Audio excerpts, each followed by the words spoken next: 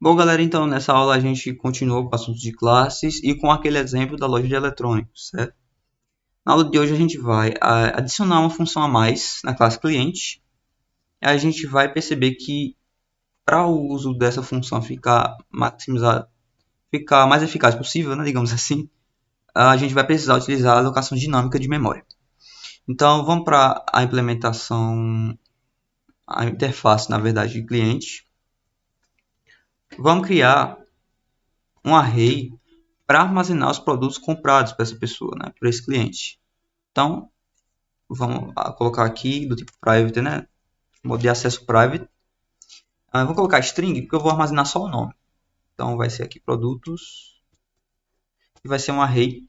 Vamos armazenar somente 3 até 3 produtos para cada cliente, certo? Para colocar os nomes dos produtos aqui no array, a gente vai utilizar um set. Então, vamos colocar mais um set aqui.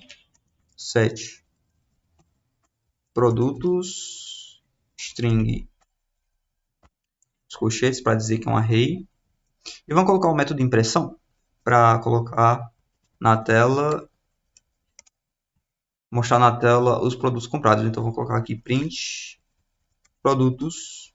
Não vai receber nada, só vai imprimir na tela. E vai ser do tipo void. Então, vamos implementar isso aqui, né?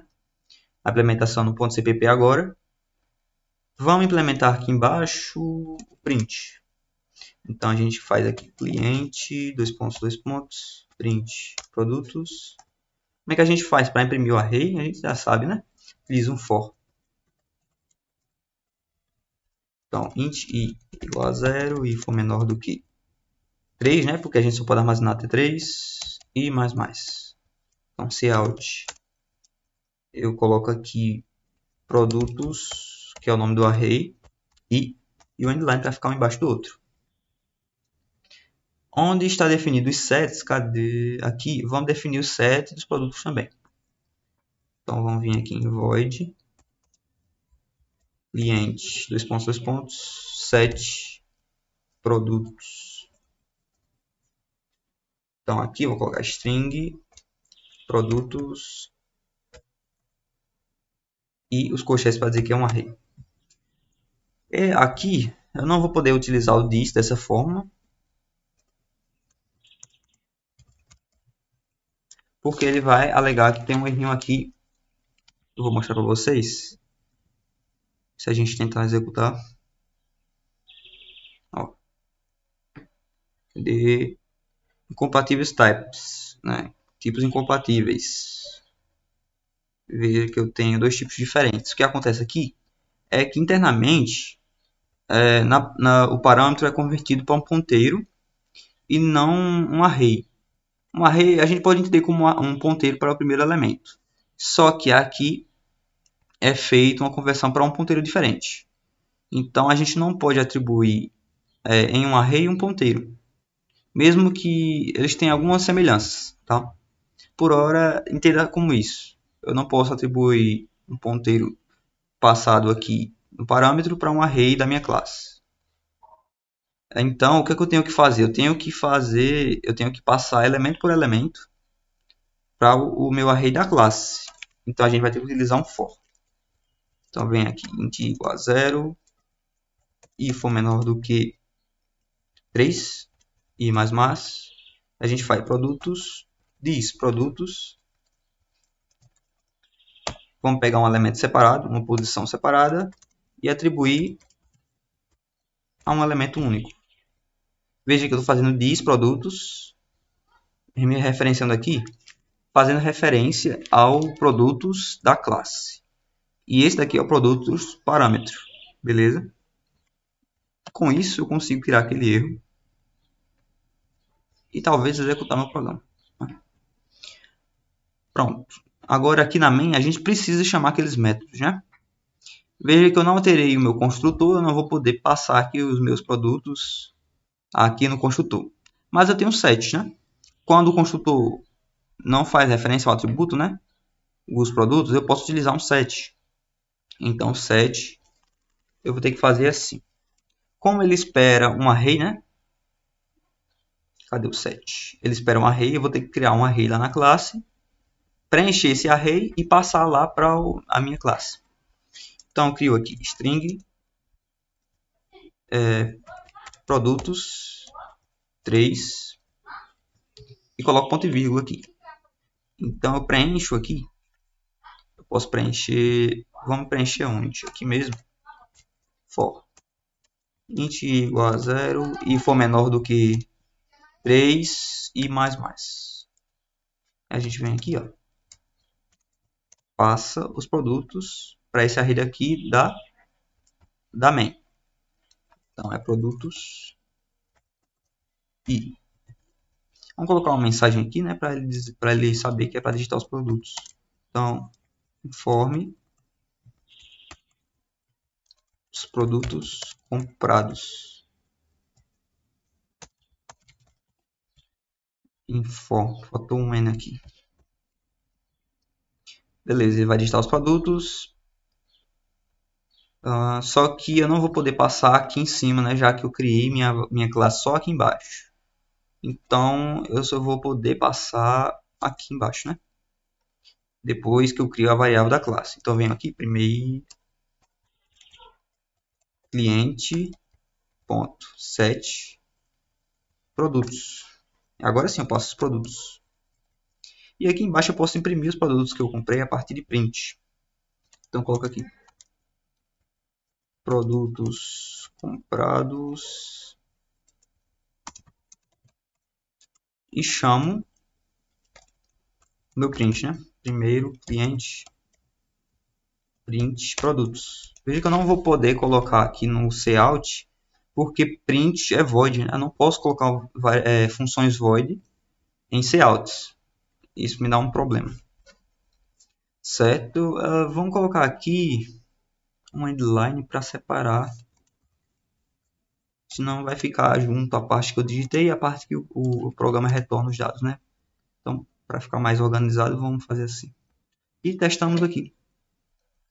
Jonas, idade 25, CPF 12345678909. Endereço, rua, tal. Vamos para produtos comprados. Beleza, eu comprei um resistor, um capacitor e um diodo. Vamos ver o que é que ele mostra aqui, né? Nome, isso aqui a gente já viu, né?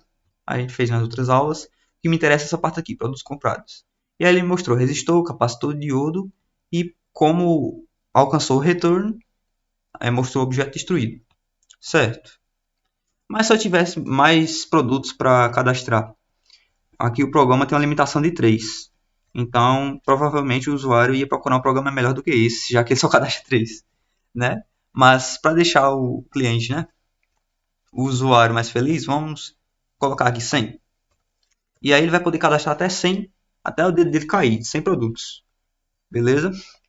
Mas aí a gente tem um problema aqui. A gente facilitou para o usuário, mas perdeu memória aqui nesse processo. Por quê? Se ele cadastrar somente 10, a gente vai estar ocupando 90 espaços de memória sem ser utilizadas. Isso é um problema, né? Vocês sabem que cada programa ele tem uma pilha reservada para armazenar as coisas. Ele armazena chamadas para funções e armazena aquelas variáveis que você cria normalmente, como int, float, double, né? Só que essa pilha ela tem uma limitação. Uma limitação até legalzinha para você utilizar nos seus programas, mas para outros maiores é um pouco limitada. Então, pode chegar uma hora em que o seu programa vai travar por falta de memória. Vai retornar um número aí bem grande, 3, alguma coisa assim, e simplesmente vai parar. Então, para prevenir qualquer erro, né, qualquer estouro de pilha aqui, a gente precisa utilizar a alocação dinâmica de memória. Beleza? Então, ao invés de declarar 100, por que eu não crio exatamente os espaços necessários? Se ele vai armazenar 10, por que eu não crio só 10? Se ele vai armazenar 20, por que eu não crio só 10, só 20, né? Então, essa vai ser a lógica. Para utilizar a alocação dinâmica de memória, a gente não vai utilizar dessa forma aqui. A gente cria um ponteiro. Um ponteiro é criado colocando um asterisco depois do tipo e antes do nome da variável. Então, isso aqui é um ponteiro. Certo? Um ponteiro ele vai fazer referência a um bloco de memória que a gente vai poder utilizar fora dessa pilha. Essa pilha é um pouco limitada, né? Então, aqui, você faz simplesmente isso aqui. Um ponteiro ele pode ser double, float, string, pode ser o tipo que você precisar. Poderia ser int, mas como eu quero de strings, né? Porque é de nomes, eu coloco strings aqui. Beleza? Então, eu venho aqui em cliente, eu vou precisar inicializar esse ponteiro aqui com um determinado número de espaços na memória. E quantos espaços eu vou inicializar? Eu não sei, né? Eu não sei ainda, porque o usuário não vai me informar. Antes eu tinha fixo 3. Então, como é que eu posso fazer aqui? Eu posso pedir para, antes dele começar a digitar os produtos, dizer quantos produtos ele vai digitar. Então, se a gente vai inicializar aqui no construtor, eu posso pedir mais um parâmetro do tipo int, número de produtos, para armazenar a quantidade de produtos que ele digitou, né? Beleza. Então, tenho aqui. Vamos criar na classe mais um atributo chamado número de produtos, para a gente fazer o controle desse número de produtos, né? Aí a gente recebe aqui no construtor mesmo e a gente inicializa assim o ponteiro dessa forma. Você pega o nome do ponteiro, no caso é produtos, né? Coloca igual, você coloca em seguida new, coloca o tipo do ponteiro. Qual é o tipo do ponteiro que a gente criou? String, né? O ponteiro é esse aqui, a gente colocou string, então a gente coloca string aqui, string, e coloca os colchetes. Dentro dos colchetes, a gente coloca a quantidade de espaços que a gente vai criar. No caso, é essa daqui. Então, posso vir aqui, colocar aqui dentro. Pronto. Criei um espaço de memória fora da minha pilha. E agora eu posso criar exatamente o número de espaços necessários. Isso aqui, inclusive, é chamado de alocação dinâmica, porque a gente faz isso durante a execução. Os arrays normais, eles são feitos durante a compilação, né? Eles são criados durante a compilação. Aqui é durante a execução. Então, está feito aqui.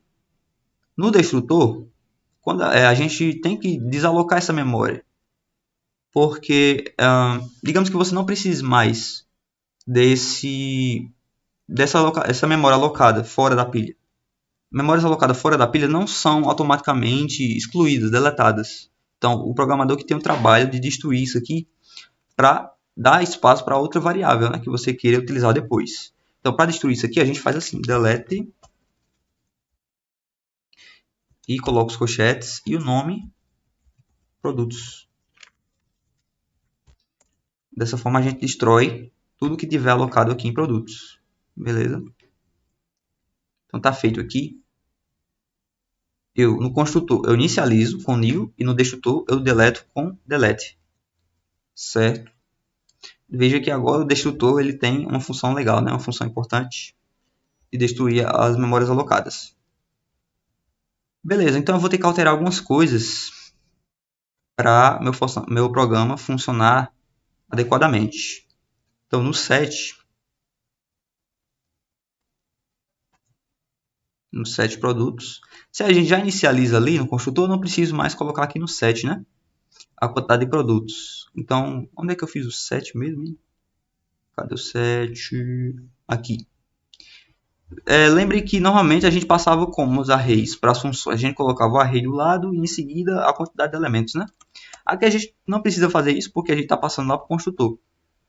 Lá pelo construtor. Mas se a gente utilizasse o construtor padrão, né? Aí a gente teria que inicializar com algum valor. Por hora a gente vai fazer assim, sem a quantidade aqui. Beleza? Então vamos fazer assim. Num produtos. Agora sim, a gente tem adaptado aqui nosso set. A gente vai ter que adaptar aqui o nosso print também, né? Que não vai ser mais 3, vai ser num produtos. Então a gente adaptou aqui também.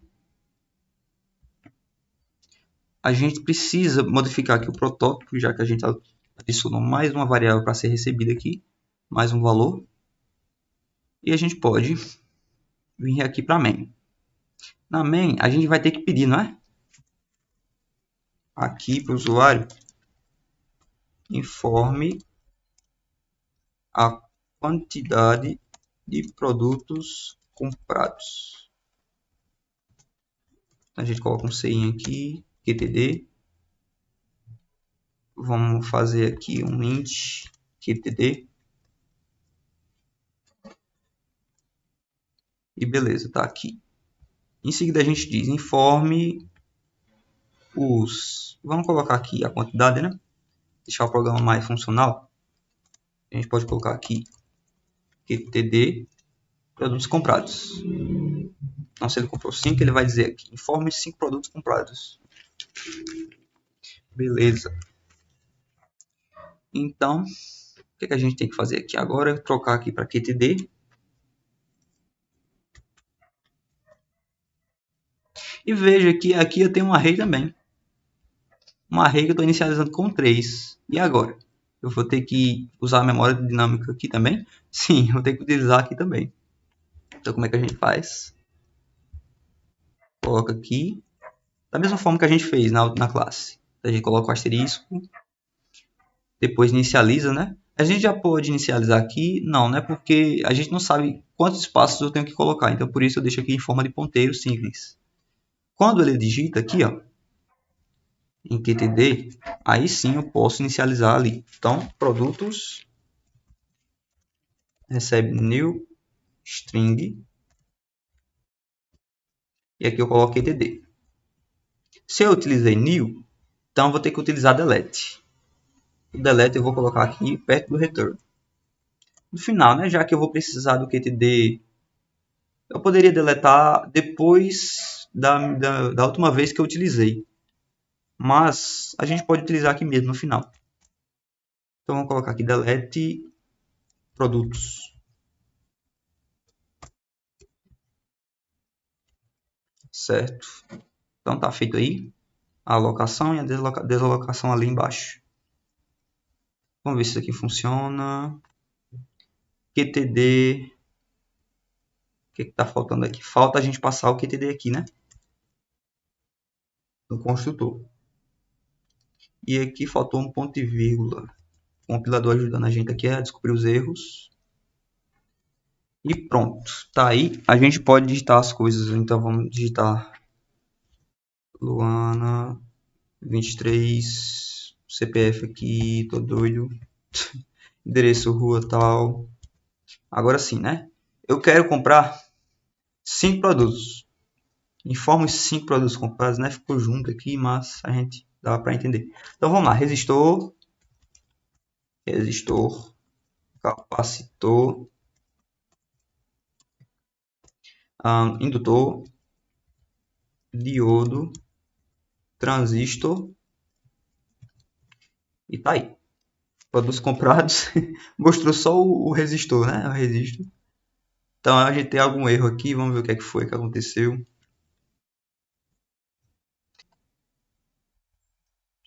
7 produtos eu recebi aqui. Tem produtos. Rapaz. A gente esqueceu de inicializar o int produtos, né? A gente tem que inicializar o int produtos aqui também. Vamos fazer num produtos recebe num produtos. Veja que eu não posso fazer dessa forma, tem que colocar o this, né? Para fazer referência ao atributo da classe. Como o número de produtos não foi inicializado, aqui no print estava dando um probleminha. Então vamos tentar de novo. A Luísa, idade 16, CPF, endereço 12.223. Agora sim, vamos colocar 5, diodo, transistor, LED, capacitor, motor 5 volts. Agora foi. Tá aqui, ó. Diodo, transistor, LED, capacitor, motor 5 volts. E objeto destruído. 5, né? Vamos tentar cadastrar mais. Para finalizar aqui, vamos tentar cadastrar mais, né? Então, vamos lá. Davi, fazer uma compra legal aqui. Idade 19, CPF não vou colocar aqui, né? Vou colocar um nome estranho. Endereço, rua, tal. Comprei 10 produtos. Vocês verem aqui. Então, os 10, né? Mesma coisa. Resistor, capacitor, indutor. O que é que a gente tem mais aqui? Diodo. A gente tem as LEDs. LED. A gente tem motor 5 volts. Tem servo, motor. A gente tem comparador, tensão. A gente tem o que mais aqui para colocar? Vamos ver. Transformador.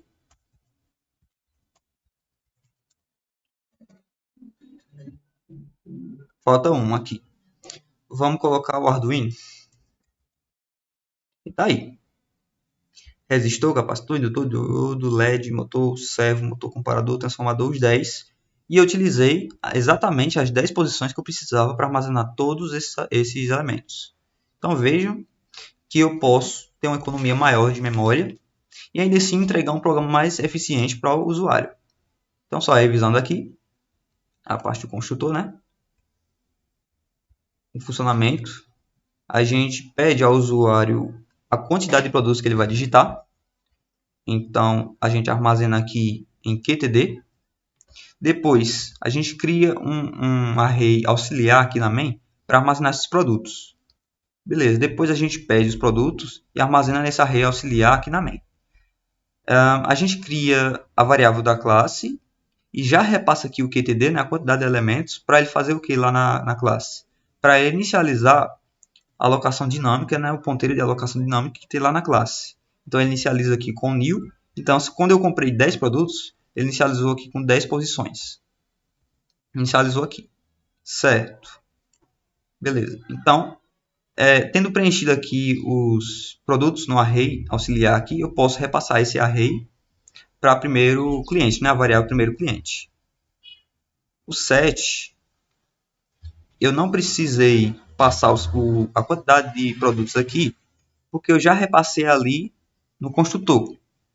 Eu posso repassar aqui para obter uma segurança maior, né? De repente, eu poderia colocar aqui para forçar ele realmente a passar a mesma quantidade de produtos que ele digitou lá no construtor. Ou, por exemplo, se eu tivesse alguma atividade que realmente me pedisse para eu colocar aqui. Mas para o funcionamento, não precisei colocar.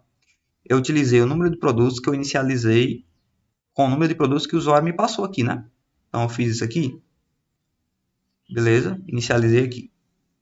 Então, set.